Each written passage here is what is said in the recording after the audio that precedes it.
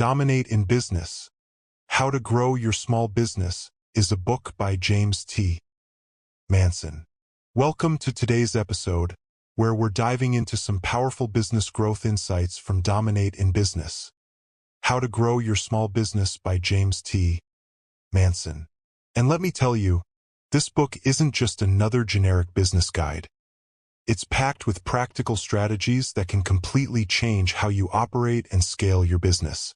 One of the biggest takeaways from the book is the 80-20 rule, also known as the Pareto principle. Now, if you haven't heard of this concept before, it's the idea that 80% of your results come from just 20% of your efforts. And while that might sound simple, when you really break it down, it has some huge implications for how you run your business. Let's start with customers. Did you know that most businesses make the majority of their revenue from just a small percentage of their clients? Think about it, you probably have a handful of loyal customers who keep coming back and spending more. Instead of spreading yourself too thin trying to please everyone, Manson suggests identifying and prioritizing those high-value customers. Give them the best experience, reward their loyalty, and build strong relationships. This not only increases your revenue, but also creates a base of repeat customers who will rave about your business. Now, let's talk about productivity. Have you ever felt like you're doing a million things, but only a few of them are actually moving the needle? That's the 80-20 rule in action. Most of the tasks on your to-do list aren't really making a big difference. Manson's advice? Focus on the 20% of activities that bring in the most results. Maybe it's your top-performing product, a certain marketing strategy, or a high-value networking connection. Instead of doing everything, double down on what's working. Speaking of marketing, this principle can save you from wasting time and money. A lot of small businesses throw money at every possible platform: social media, email campaigns, Google Ads, SEO, without really knowing what's working. But if you analyze your results, you'll probably find that a small percentage of your marketing efforts are driving the majority of your sales. So instead of trying to be everywhere, focus on what's actually converting, whether it's a specific social media platform, a type of content, or an advertising channel. The same applies to sales. In most businesses, a small portion of products or services generate the bulk of the revenue. So why waste time pushing low-performing products? Instead, you could optimize your best sellers, improve their positioning, and maximize their profitability. Manson also highlights time management, and this is a big one for entrepreneurs. If you're always stuck in the weeds, answering emails, handling customer service, or doing admin work, you're probably not spending enough time on the big-picture strategy that actually grows your business. His advice? Delegate or automate low-value tasks so you can focus on high-impact decisions. And let's not forget customer service. A surprising stat he shares is that 80% of customer complaints usually stem from just 20% of recurring issues. That means if you can identify those top concerns and fix them, you'll drastically reduce customer dissatisfaction. This is how you build brand loyalty, by proactively solving problems before they escalate. Finally, let's talk about scaling. When a business starts growing, it's easy to get overwhelmed. But if you apply the 80-20 rule to your partnerships, suppliers, and team members, you'll notice that a small group of key players are driving most of your success. If you nurture those relationships and optimize your operations around them, your growth can be much smoother. So what's the bottom line? The 80-20 rule is a game changer when it comes to business growth. Instead of trying to do everything, you need to identify the small percentage of efforts that create the biggest impact, whether that's in your customers, your marketing, your products, or your daily tasks. If you take one thing away from this episode, it should be this: work smarter, not harder. Business success isn't about doing more, it's about doing the right things more efficiently. And that's exactly what Manson's book helps you figure out. All right, that's it for today. If you found this valuable, make sure to subscribe and let me know. How have you seen the 80-20 rule play out in your business? Drop me a message and let's keep this conversation going. See you next time. And this brings us to something that Manson really emphasizes in Dominate in Business: automation. If you're running a small business, automation isn't just a nice-to-have. It's a hidden profit generator that can help you scale without burning yourself out. Think about all the small, repetitive tasks that eat up your day. Things like responding to emails, managing invoices, tracking inventory, scheduling appointments. Now, what if you could take those tasks off your plate without hiring extra employees? That's the power of automation. It frees up your time, eliminates inefficiencies, and helps you focus on the big picture growth of your business. One of the biggest advantages of automation is that it reduces human error. Mistakes cost money. Whether it's a miscalculated invoice, a missed follow-up with a customer, or a poorly tracked inventory issue, small errors can snowball into major problems. Automation removes that risk by ensuring consistency. If you have an automated system handling your invoicing or tracking your expenses, you don't have to worry about numbers not adding up at the end of the month. And let's talk about time, because time is money, right? By automating repetitive tasks, you give yourself back the hours you need to focus on strategy, innovation, and scaling your business. Manson suggests that any task that's repetitive and doesn't require human creativity should be automated. This could be anything from scheduling social media posts to setting up automatic email responses for customer inquiries. Now, one of the areas where automation truly shines is customer experience. Have you ever reached out to a business and received an instant reply, maybe from a chatbot or an automated email follow-up? Feels good, right? It makes you feel heard. That's because quick response times increase customer satisfaction. Businesses that use AI-powered chatbots, automated help desks, and follow-up sequences tend to retain customers better than those that rely on slow, manual responses. And the best part? These tools work for you 24/7. Another huge benefit of automation is that it allows you to scale without increasing overhead. Let's say you run an online store. If you're manually handling every order confirmation, tracking every shipment, and managing customer inquiries yourself, you're going to hit a ceiling fast. But if you automate those processes, like setting up an email sequence to update customers about their orders, you can handle 10 times the customers without needing 10 times the staff. That's real growth. And here's where automation really connects back to the 80-20 rule: marketing. A lot of businesses waste time manually posting on social media, sending out individual sales emails, or running ads without a system. But businesses that implement automated marketing funnels, like email sequences, retargeting ads, and lead nurturing campaigns, stay engaged with their audience without constant effort. Imagine having a system in place that automatically follows up with potential customers, nurtures leads, and closes sales while you sleep. That's the dream, right? Another game changer: data-driven decision-making. When you automate processes, you're not just saving time, you're also collecting valuable data about customer behavior, sales trends, and operational efficiency. This data helps you make better decisions about pricing, marketing, and inventory management. Instead of guessing what's working, you have the numbers to back it up. And at the end of the day, automation increases profit margins. It reduces labor costs, eliminates inefficiencies, and allows you to do more with fewer resources. And that's the key to sustainable, scalable growth. Businesses that embrace automation don't just save time, they tap into untapped revenue and create systems that work even when they're not. So, let's put this into action. What tasks in your business could be automated right now? Are you still manually following up with leads? Are you spending too much time on admin tasks that a simple tool could handle? If so, it's time to start looking at automation as an investment, because businesses that leverage automation don't just grow faster, they grow smarter. And that's where we'll leave it for today. But before we wrap up, what's one task you'd love to automate in your business? Drop me a message and let's talk about it. Now, here's where things get really interesting: pricing. You might think that pricing is all about math, but in reality, it's about psychology.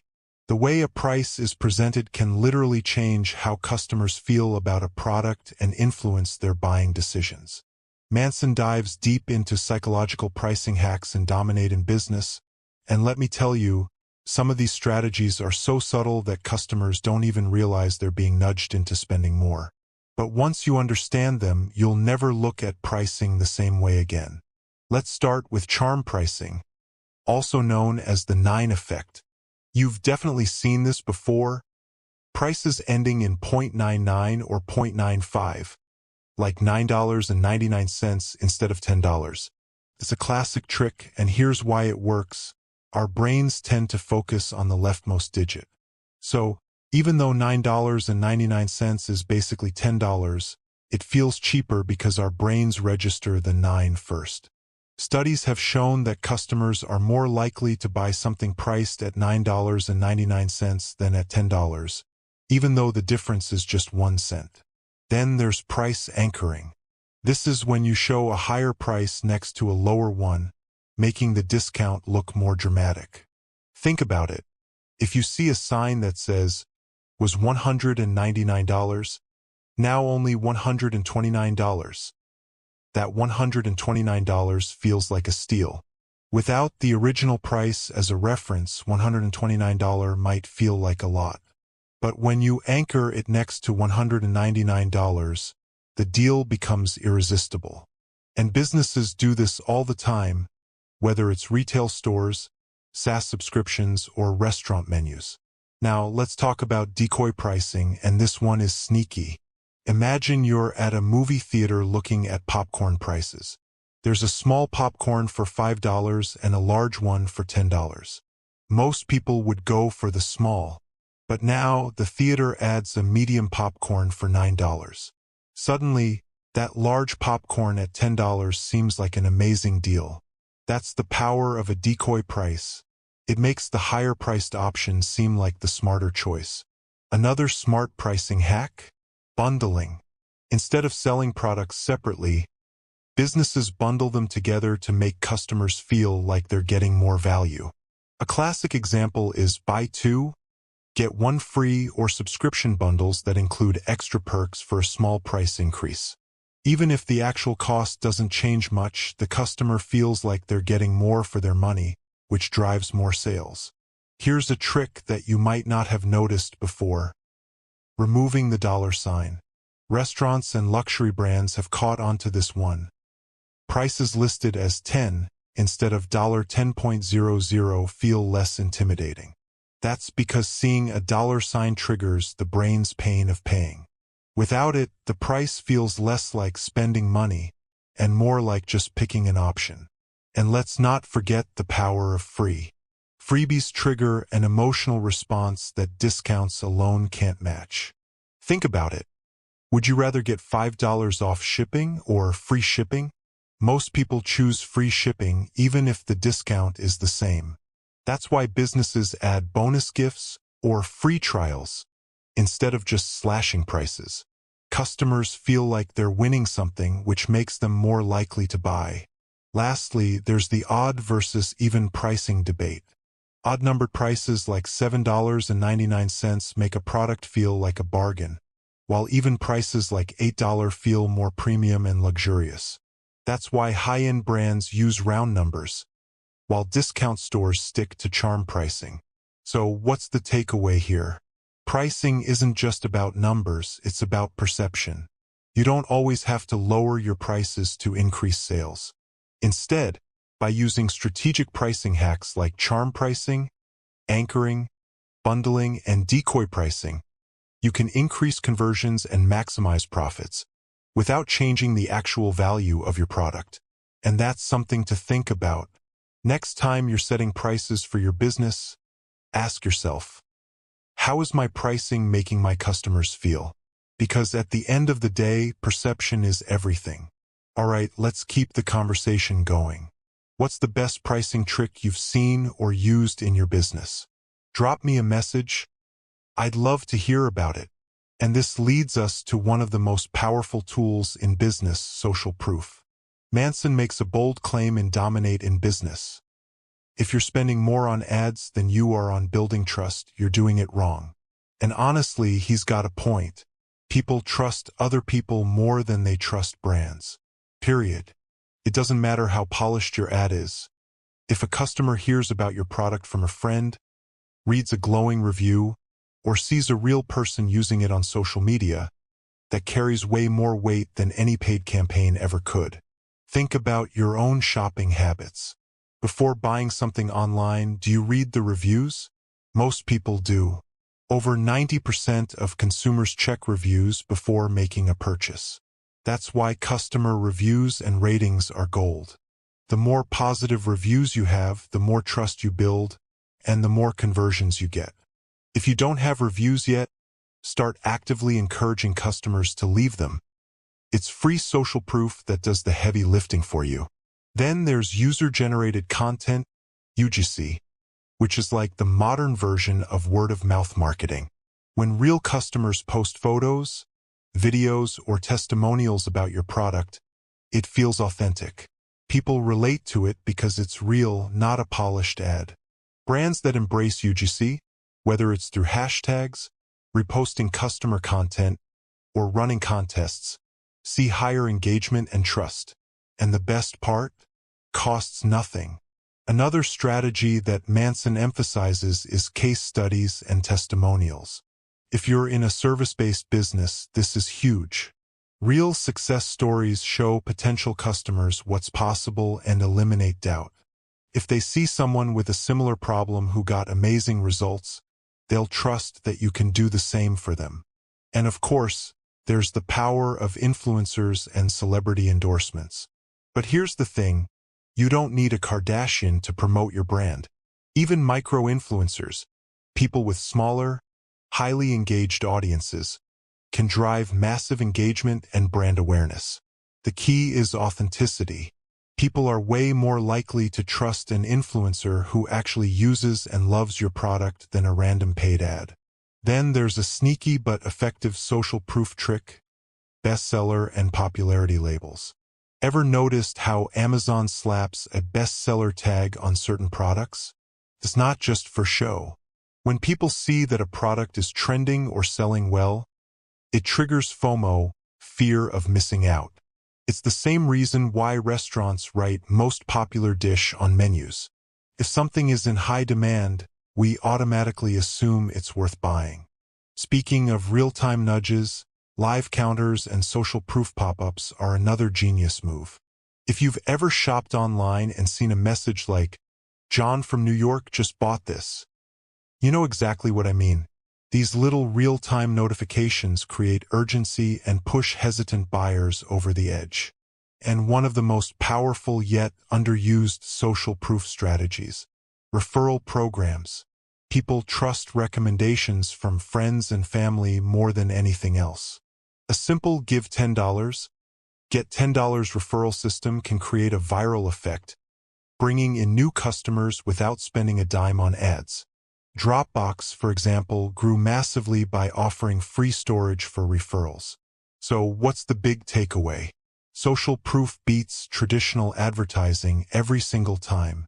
Instead of just throwing money at ads, businesses should be focusing on building credibility, trust, and word-of-mouth momentum. The best part? It's often free or low-cost compared to paid marketing. Now, let me throw this back to you. What's the last thing you bought because of a review, recommendation, or influencer post? Drop me a message and let's talk about it. And this brings us to one of the most powerful but often overlooked business growth strategies, the network effect. If you want your business to scale exponentially, this is the secret sauce. The network effect is simple. The more people who use your product or service, the more valuable it becomes. Think about companies like Facebook, Uber, or Airbnb. None of them would have taken off without the power of users attracting more users. A social media platform with only a handful of users? Useless. But when millions of people join, suddenly it becomes an essential tool for communication. Same with ride-sharing. If no one's offering rides, passengers won't join. But as more drivers and riders sign up, the entire system gets better. So how do small businesses tap into this same effect? One of the biggest ways is through referral loops. When existing customers bring in new ones, whether through referral bonuses, invite-only access, or built-in social sharing features, the business grows without spending extra on ads. A great example of this is PayPal's referral program. They literally paid people to refer friends in the early days, and it helped them explode in popularity. Another way to create a network effect. Exclusive communities. People love feeling like they're part of something special. That's why VIP memberships, private Facebook groups, and premium forums are so effective. Not only do they keep customers engaged, but they also turn them into brand advocates who naturally spread the word. And let's not forget user-generated content, UGC. When customers post reviews, unboxings, or testimonials, it doesn't just build trust, it fuels virality. The more people who share content about your brand, the more others feel compelled to join in. It's like a snowball effect. Once it starts rolling, it grows exponentially. Now, here's a psychological twist: the scarcity effect. When something feels exclusive, whether it's a waitlist, limited-time membership, or invite-only access, people want it more. Think about Clubhouse when it first launched. It was invite-only, and that made everyone desperate to get in. Even though there were tons of other platforms for audio conversations, Clubhouse felt special, and that's what drove the hype. And of course, social proof amplifies the network effect. When people see that tons of others are using a product, they feel compelled to join in. Ever noticed how businesses highlight stats like over 1 million users or trusted by 100,000 plus customers? That's not just bragging. It's a strategic move to reinforce trust and attract even more users. But here's the real kicker. Customer-driven growth means you don't have to rely on ads. When customers recruit other customers, your business scales organically. That means you can spend less on paid marketing and more on product development, customer experience, and community building. So the big question is, how can you implement the network effect in your business? Could you create a referral program, an exclusive membership, a viral social challenge? Drop me a message, and let's brainstorm ways to turn your customers into your biggest growth engine. Speed in execution is one of the most decisive factors in business success. Companies that prioritize rapid implementation gain a significant competitive edge over those that get stuck in excessive planning or perfectionism. The ability to quickly test, adapt, and execute ideas is what separates market leaders from those left behind. Many businesses fall into the trap of waiting for the ideal conditions, but in reality, progress happens through action, not prolonged strategizing. The companies that take the first step, even if imperfect, often dominate their industries by securing market share before competitors even recognize the opportunity. Being the first to act creates an advantage that is difficult to overcome, as seen with disruptive innovators like Uber, which redefined transportation before traditional taxi services could adapt. Rapid execution also accelerates learning and refinement. Businesses that launch quickly can gather real-world feedback, make necessary adjustments, and refine their strategies before competitors even enter the game. The ability to test, analyze, and iterate swiftly ensures that they continuously improve while others are still in the planning phase. Momentum plays a critical role in sustaining growth. When businesses move quickly, they generate excitement both internally and externally. Rapidly launching new products, marketing campaigns, or updates keeps customers engaged and employees motivated, creating a cycle of sustained progress. Speed breeds energy, and energy fuels success. Consumer preferences and market conditions evolve rapidly. Businesses that fail to adapt risk becoming obsolete. Those that are agile, responsive to trends, and open to change remain relevant and competitive. Success in today's business environment depends on staying ahead of shifts rather than reacting after they happen. A good product or service that is available today will always outperform a perfect one that remains in development for too long. Getting a functional version into the market allows for real-world testing and continuous improvements. The longer a company delays action, the more doubts creep in, competitors gain ground, and opportunities slip away. Immediate execution builds confidence, reduces hesitation, and propels progress forward. Ultimately, speed is a powerful force in business. Companies that embrace rapid implementation, constant experimentation, and swift adaptation consistently outperform those that hesitate. In a fast-moving world, speed doesn't just provide an advantage, it defines success. Now, if there's one thing that separates thriving businesses from struggling ones, it's this data-driven decision-making. Manson makes it crystal clear in Dominate in Business. Guessing is not a strategy. Businesses that rely on numbers, trends, and actual customer behavior always outperform those that rely on gut feelings. And honestly, in today's world, where we have access to so much data, there's no excuse for making blind decisions. Let's break it down. First, numbers reveal what actually works. If you're tracking your sales, marketing campaigns, and customer behavior, you can double down on what's driving results and cut what's not. Otherwise, you're just throwing money at the wall and hoping something sticks. Then there's customer insights. This is where the magic happens. When you analyze purchase history, browsing behavior, and feedback, you start to understand your customers on a whole new level. That means you can send them personalized offers, product recommendations, and marketing messages that actually resonate. And when customers feel like a brand gets them, they buy more. Now, let's talk about A/B testing, one of the simplest but most powerful tools in data-driven decision-making. Instead of just assuming what will work, businesses test two variations of an ad, landing page, email, or pricing model and let the data decide. This eliminates guesswork and ensures that every move is backed by real results. But here's where things get really exciting: predicting trends before they happen. The best businesses don't just react to the market, they anticipate it. By tracking industry trends, customer demand, and competitors' moves, you can adjust your strategy before the competition even knows what's happening. This is how brands stay ahead of the curve. Now let's talk money. Price optimization is a game changer. Dynamic pricing, where businesses adjust their prices based on demand, seasonality, or competitor pricing, can maximize revenue without losing customers. Amazon does this constantly, tweaking prices in real time to stay competitive. And small businesses can do it too, whether it's through special offers, limited time discounts, or pricing software. But perhaps the biggest benefit of data-driven decision-making is that it prevents costly mistakes.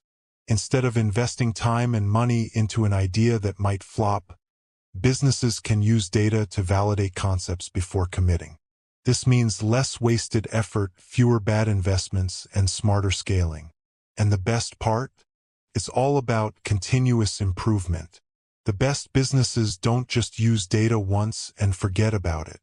They analyze past performance, adjust their strategies, and keep refining over time. This compounds their success, making them stronger, more efficient, and more profitable with every decision they make. So the takeaway here? If you're not making decisions based on data, you're flying blind. And in today's competitive market, that's a risk most businesses can't afford. Now, I'm curious, how are you using data in your business? Are you tracking customer behavior, testing your marketing, or using analytics to optimize pricing? Drop me a message. I'd love to hear how data is shaping your success.